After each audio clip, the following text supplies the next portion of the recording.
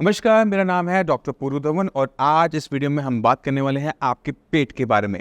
अक्सर आपने सुना होगा, पेट ठीक तो सब ठीक, पेट खराब तो सब खराब। ये हम आज तक सुनते आए थे, मगर इसका रिलेशनशिप आपके पार्किंसन के साथ भी हो सकता है।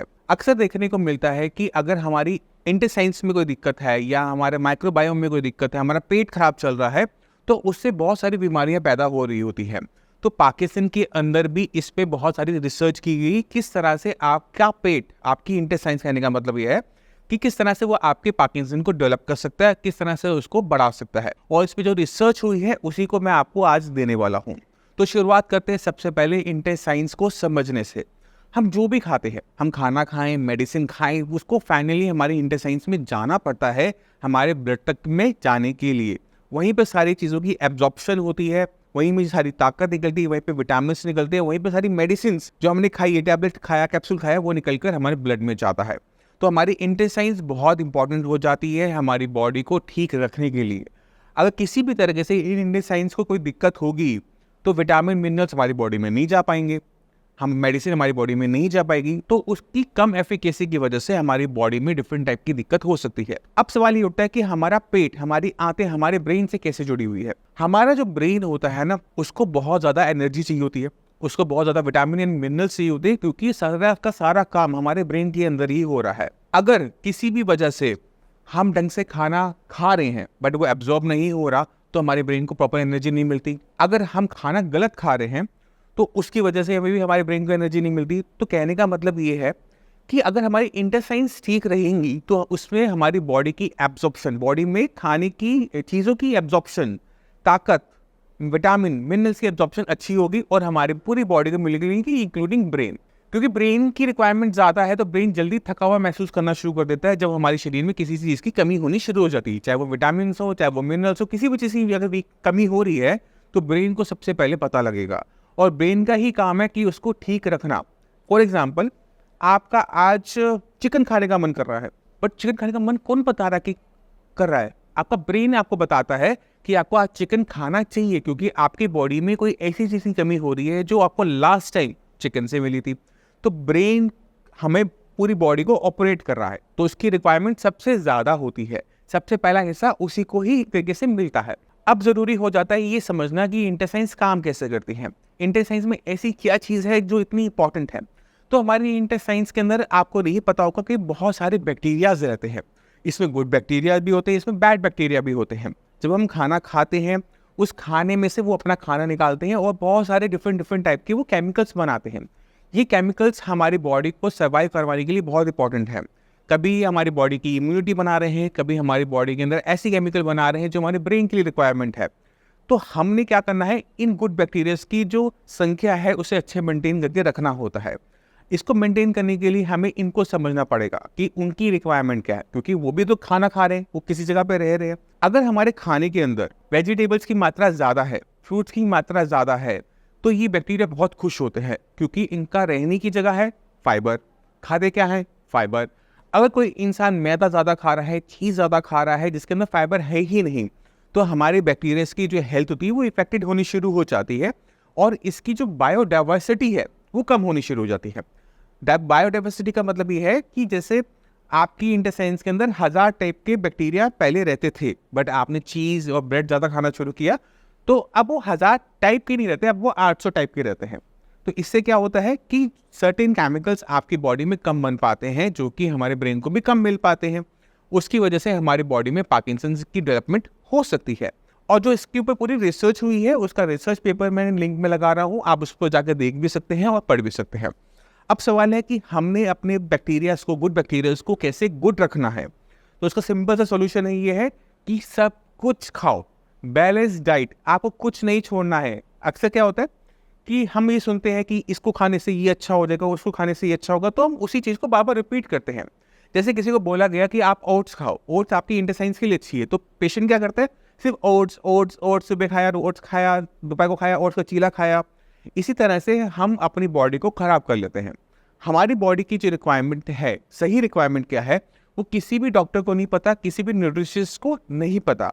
और हर किसी बॉडी की जो रिक्वायरमेंट्स होती हैं वो डिफरेंट होती हैं। तो अब इस डिफरेंट रिक्वायरमेंट्स को समझना और उस पर एक्ट करना बहुत मुश्किल काम होता है। इसलिए जो भी चीज़ एक पेशेंट को सूट कर रही होती है वो दूसरे पेशेंट को सूट नहीं करती, क्योंकि बॉडी ही डिफरेंट है। तो इसका तरीका क्या है कि आप अपने आप को डाइवर्स कर दो, अपने खाने को डाइवर्स कर दो। जैसे फॉर एग्जाम्पल मैं आपको देता हूँ, जब कभी बॉडी में इन्फेक्शन होता है तो हमें नहीं पता कि इन्फेक्शन कौन सा है, बट हमें इन्फेक्शन को मारना है, तो हम क्या करते हैं, स्पेसिफिक एंटीबायोटिक नहीं देते, हम ब्रॉड स्पेक्ट्रम एंटीबायोटिक देते कि जो बैक्टीरिया वो मर जाए, राइट। इसी तरह से जब हमने बॉडी में न्यूट्रिशन को पूरा करना है, हमें नहीं पता कि बॉडी की रिक्वायरमेंट क्या है, तो हम बॉडी को सब कुछ दे देते हैं, कुछ भी पेंडिंग नहीं छोड़ते। उसको हम प्रोटीन भी देंगे, उसको हम कार्ब्स भी देंगे, उसको हम फैट भी देंगे, उसको हम सारे विटामिन भी देंगे, मिनरल्स भी देंगे, जो वो उसकी जरूरत होगी वो अपने आप निकाल लेगा। इंटेस्टाइन इतनी इंटेलिजेंट होती है कि बॉडी में उतना ही सामान जाने वाला है, ब्लड में उतना ही सामान जाने वाला है जो बॉडी की रिक्वायरमेंट है। बट हमारा फर्ज क्या बनता है, उसे सब कुछ देना, लेना ना लेना बॉडी की मर्जी। तो हम क्या करेंगे, सब कुछ खाएंगे। और सबसे सिंपल तरीका ये है कि आपकी बाजार जब जाते हो, जितनी वेजिटेबल्स होती हैं, जितने फ्रूट्स होते हैं, सारे के सारे आप परचेज कर लो, छोटी छोटी मात्रा में सारे परचेज कर लो। इससे क्या होता है कि आपके पास वैरायटी आ गई, पहली चीज। दूसरी चीज, आपकी इंटेस्टाइन को सारे टाइप के खाना मिल गया। अब अगर आप मार्केट गए हो, बनाना आज तक खरीदते थे, मैंगो नहीं खरीदते थे, तो मैंगो जब खरीदोगे तो विटामिन सी जा रहा है, बनाना में विटामिन सी कम है।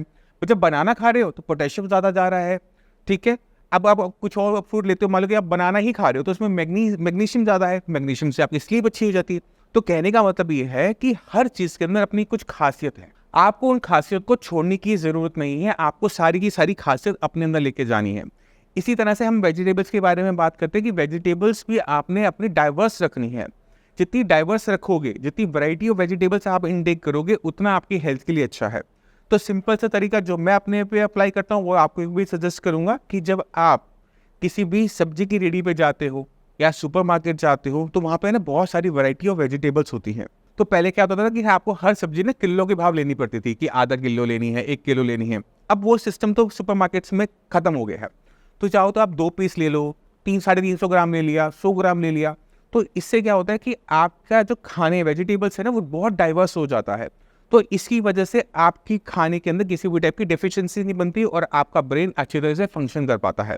क्योंकि पार्किंसन तब हो रहा है जब आपकी बॉडी में किसी टाइप की डेफिशिएंसीज तैयार हो रही हैं, चाहे वो विटामिन की हो, चाहे वो मिनरल की हो। आपकी बॉडी एब्जॉर्ब नहीं कर पा रही है, इंटेस्टाइन्स एब्जॉर्ब नहीं कर पा रही खाने को, तो दिक्कत हो रही है।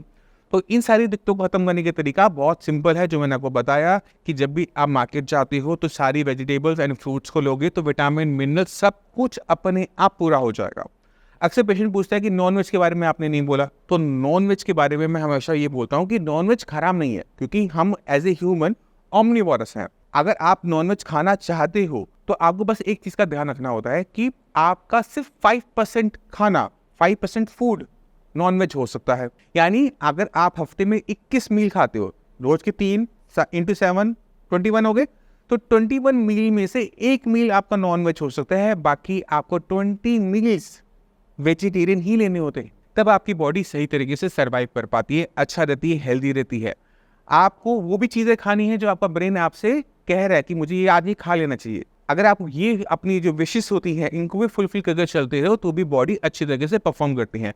बट उसके आगे भी आपने सोचना होता है कि क्या आप मीठा तो नहीं खा रहे, क्या आप बहुत ज़्यादा नमकीन तो नहीं खा रहे। अगर उसमें चीनी ज़्यादा नहीं है, नमकीन ज़्यादा नहीं है, तो वो आपकी गट के लिए, आपकी बॉडी के लिए वो हेल्दी होता है।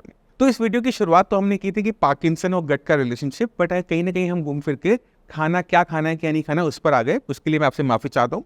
बट आपने ये ध्यान रखना है कि हमें अपने ब्रेन की हेल्थ के रखने के लिए अपनी गट की हेल्थ को मेंटेन करना होता है। और गट की हेल्थ हमें कैसे मेंटेन करनी है? वैरायटी ऑफ फाइबर इनटेक कर कर। अगर हम इसको करते हैं, हमें कॉन्स्टिपेशन नहीं होनी चाहिए, हमें गैस नहीं बननी चाहिए। अगर आपको गैस बन रही है, आपको कॉन्स्टिपेशन हो रही है, लूज मोशंस हो रही हैं, तो आपकी गट की हेल्थ अच्छी नहीं चल रही और उसे सुधारने की ज़रूरत है। मैं उम्मीद करता हूँ इस वीडियो से आप काफ़ी कुछ समझ गए कि पार्किंसन और गट की हेल्थ के बीच में रिलेशनशिप और कैसे हमने खाना खाना चाहिए अपने आप को हेल्दी रखने के लिए। फिर भी माइंड में कोई भी डाउट हो, कुछ भी पूछना चाहते हो, डॉक्टर्स अवेलेबल है, मेरी पूरी टीम अवेलेबल है, आप मुझसे भी आके मिल सकते हो। और इसी के साथ आप सभी सुबह चलने की आज्ञा चाहूँगा। मिलते हैं अगली वीडियो में, तब तक के लिए नमस्कार।